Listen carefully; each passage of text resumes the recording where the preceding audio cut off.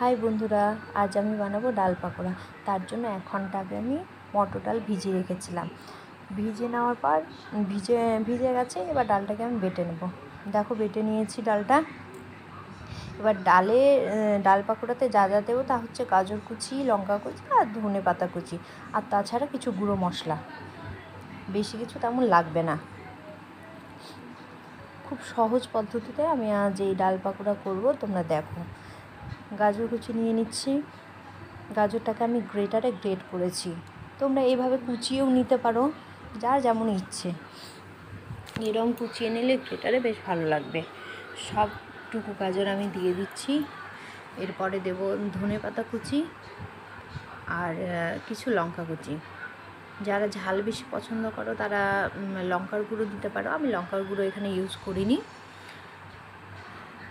তাছাড়া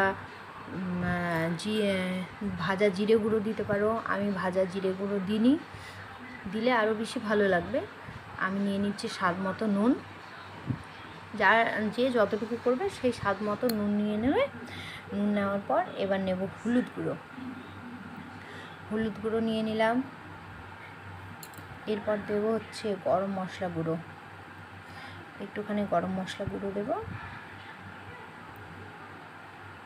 এরপর দেব হচ্ছে সবজি মশলা, একটুখানি সবজি মশলা গুঁড়ো দেব। সব কিছু আমার দেওয়া হয়ে গেছে। কড়াইটা বসিয়ে নিয়েছি, কড়াইটা গরম হয়ে গেছে। আমি তেলটা ঢেলে নেব, তারপরে সব কিছু গিয়ে মেখে নেব। তেলটা গরম হবে ততক্ষণে আমি মাখবো।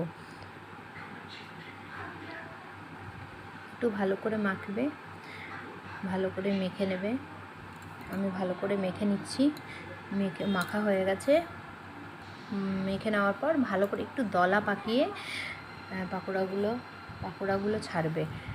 নইলে কি হবে, ওই সবগুলো ঝুড়ির মতো সব ঝরে যাবে, তেলের মধ্যে গুঁড়িয়ে যাবে। একটু ভালো করে দলা পাকাবে। আমি দলা ঠিকভাবে পাকাইনি বলে এরকম গুঁড়ো গুঁড়ো হয়ে গেছে। বন্ধুরা, যারা আমার চ্যানেলে এই নতুন প্রথম ভিডিও দেখছো তারা প্লিজ আমার চ্যানেলটাকে সাবস্ক্রাইব করো। যদি ভিডিও ভালো লাগে তাহলে লাইক করো, শেয়ার করো। আর তোমরা এই পাকোড়াটা খুব সহজ পদ্ধতিতে আমি বানিয়েছি। যদি ভালো লাগে তাহলে তোমরাও বাড়িতে ট্রাই করে দেখতে পারো। ভীষণ সুন্দর হয়েছিল, আমরা খেয়েছি। এটা টিফিন টাইমের জন্য সন্ধেবেলা টিভি দেখতে দেখতে খেতে পারো, কোনো কিছু খেলতে খেলতে খেতে পারো। বেশ ভালো, তাড়াতাড়িও হয়ে যায়। আমি ফ্লেমটা কমিয়ে দিয়েছি, যাতে বেশি আঁচ দিলে পুড়ে যাবে, কিন্তু ভেতরে ভালো করে হবে না, ফলে কাঁচা কাঁচা লাগবে। মাঝে মধ্যে একটুখানি মিডিয়াম ফ্লেম করে রাখতে পারো। এই দেখো পাকোড়াগুলো লাল লাল হয়ে গেছে।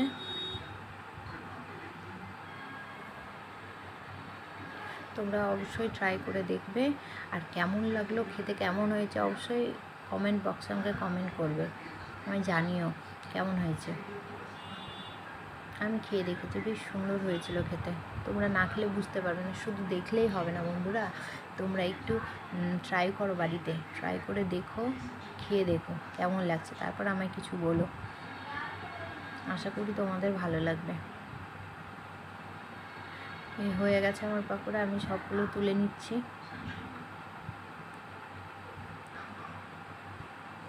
দেখো কি সুন্দর হয়েছে।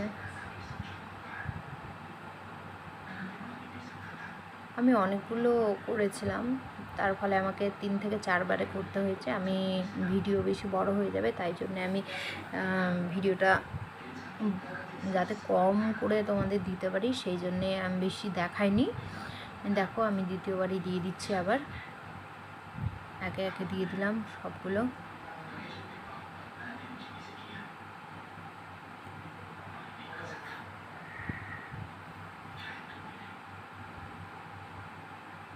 দেখো কি সুন্দর হচ্ছে, ভেঙেও যাচ্ছে না, গুঁড়িয়েও যাচ্ছে না।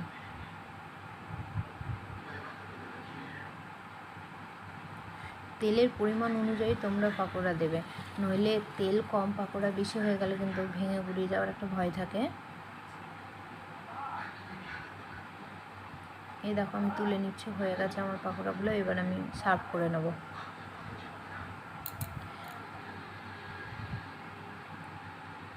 গরম গরম যা লাগে না, যে কোনো ভাজা পোড়া গরম গরম খেতেই বেশি ভালো লাগে। ঠান্ডা হয়ে গেলে সেই স্বাদ, গরমের মতো স্বাদ পাওয়া যায় না। দেখো আমি বিট নুন ছিটিয়ে নিলাম, তোমরা সস দিতে পারো, সস দিয়েও খেতে পারো। সস দিয়ে খেলে আরও বেশি একটু ভালো লাগবে, আমি সস দিইনি।